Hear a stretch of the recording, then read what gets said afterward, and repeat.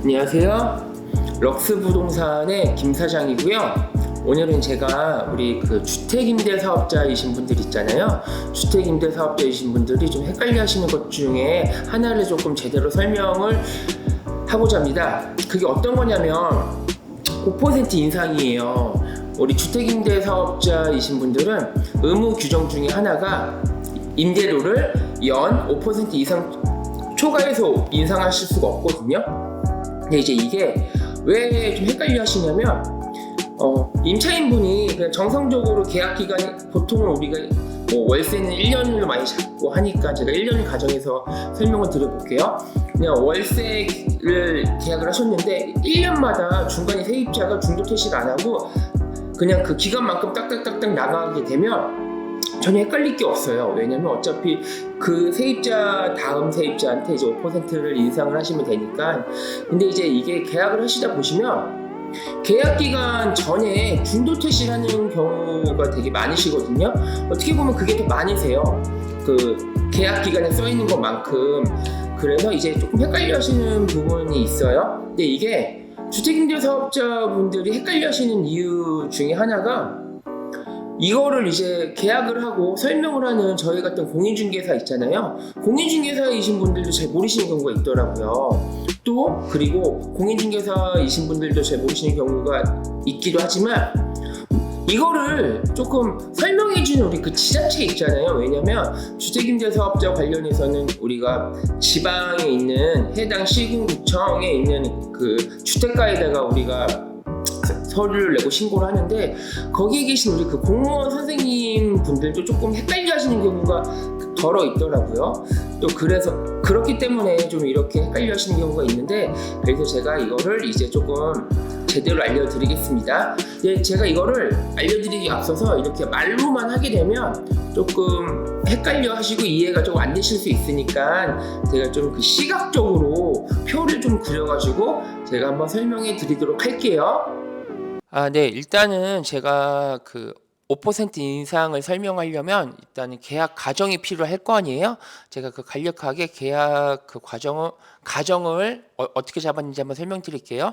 일단 계약 기간은 이제 올해 2023년 1월 1일서부터 12월 31일까지 1년 계약이라고 가정을 했고요. 월세는 보증금 500에 월세 50만 원이라고 가정을 했습니다. 그리고 이제 5% 인상을 하게 되면 금액이 보증금이 동일하다고 한다면 보증금 500에 월세가 52만 6천 몇백 원인데 그거는 그 결사시켜서 52만 6천 원이라고 할게요. 그러면 현재 2023년에 현 세입자가 이제 7월 1일 날 중도 퇴실을 했고 바로 계약을 다음 세입자랑 7월 1일 날 계약을 했다고 가정을 할게요. 그럼 이제 여기서 제일 중요한 포인트가 제가 오늘 설명드리려고 하는 이유가 이거예요.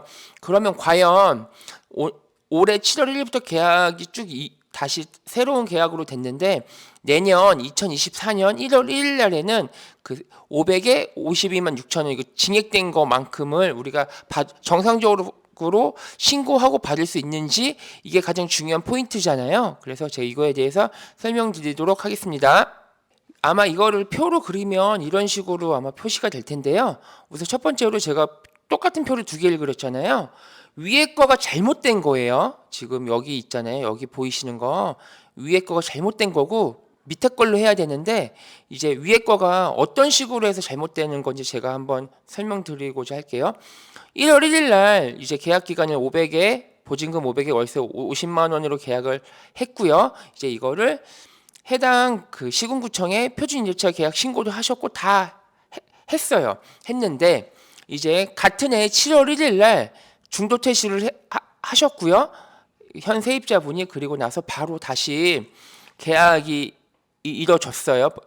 그래서 이제 잘 살고 있는데 이제 헷갈려 하시는 분들이 이거예요. 그러면 나는 7월 1일서부터 원래 계약 기간이 12월 31일까지였으니까 이때까지는 월세 50만 원을 정상적으로 받고 그다음에 원래는 이제 12월 31일이 만기긴 한데 보증금 올릴 수 있는 거는 그 다음 날이거든요. 1월 1일인데 그건 지금 이 시점에서 다룰 건 아니니까 그냥 편하게 12월 31일이라고 하겠습니다. 그래서 한 세입자한테 이제 내가 원래 만기가 이게 1년이 넘었으니까 52만 6천 원으로 한 세입자한테 이렇게 받으시는 거예요. 그러니까 제가 다시 정리를 해보면 이 세입자가 동의를 했다고 가정을 할게요. 이 세입자가 새로운 세입자의 계약 기간은 7월 1일서부터 내년 뭐 6월 30일 또는 7월 1일이 될 텐데 계약 기간 중에 50만 원으로 받으셨다가 이제 1년이 지난 시점에, 그러니까 이 임대인분이 신고한 기간 1년이 지난 시점에는 5%를 이제 이때 하셨다는 거죠. 그러니까 이게 잘못된 거예요. 이렇게 하시면 안 됩니다. 이렇게 하시면 안 되고요. 어떻게 하셔야 되냐면 이렇게 하셔야 돼요. 여기까지는 똑같죠? 그래서 10월 31일까지도 50만 원을 받으셔야 되고요. 이 바뀐 이 새로운 세입자의 계약 기간이 뭐 7월 1일이라고 하면 이때부터 이제 52만 6천 원으로 받으시는 거예요. 이때부터 52만 6천 원으로 이때부터 받으시는 거예요. 이때부터 받으시면 안 됩니다. 이러면은 우리 5% 룰에 위배되는 거예요.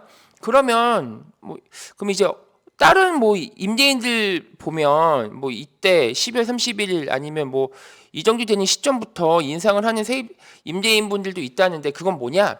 이런 경우는 있을 수 있겠죠. 이 두 번째 세입자분도 만기를 다 안 채우신 거예요. 예를 들어서 뭐 이때가 뭐 한 3월 1일이라고 해볼게요. 이때가 3월 1일인데 이 두 번째 이 세입자분께서 이렇게만 거주를 하셨다고 하시면 세 번째 세입자분이 이제 여기서부터 이렇게 계약을 하실 거 아닙니까? 이때는 이 12월 31일 1년이 지났기 때문에 3월 1일 날짜부로 이때서부터 이제 5% 증액된 52만 6천 원으로 인상을 하실 수가 있는 거예요. 이렇게 하실 수가 있다는 거지. 한 세입자한테 금액을 쪼개가지고 이렇게 원래 50만 원 한번 같은 세입자한테 52만 6천 원 이렇게 쪼개서 받으시는 거는 안 됩니다. 네, 이거는 안 되는 거고요. 반드시 이렇게 한 세입자, 두 번째 세입자한테는 7월 1일부터 7월 1일까지는 동일하게 50만 원을 쭉 받으시다가 이제 이 두 번째 세입자가 나는 더 살고 싶다라고 하면은 이제 7월 1일 이후에 재계약을 할 거 아니에요? 그때 이제 52만 6천 원을 받으시든가 아니면 두 번째 세입자도 중도 퇴실을 3월 1일 날 했다고 하면 이제 52만 6천 원을 세 번째 세입자한테 받으실 수가 있어요. 예를 들어서 이 두 번째 세입자분이 이때 퇴실을 했어요. 내가 살아보니까 도저히 조금 별로다 싶었을 때 이때가 뭐 한 9월 1일이라고 해볼게요. 이때 퇴실을 했다라고 하면은 역시 세 번째 세입자분한테는 50만 원을 계속 가셔야 돼요. 언제까지냐면 내년 9월 1일 때까지. 근데 이제 만약에 세 번째 세입자분도 뭐 이때 한 5월 달 정도쯤에 퇴실을 했다라고 하면 이제 요 이후에 네 번째 세입자분한테는 역시 5% 인상한 52만 6천 원으로 인상을 하셔서 계약을 하실 수가 있는 겁니다. 이해 잘 되셨나요? 그림이 조금 제가 깨끗하게 그리진 못해서 좀 헷갈리실 수는 있는데 그래도 어느 정도 이해는 하셨을 거라고 저는 생각을 해요.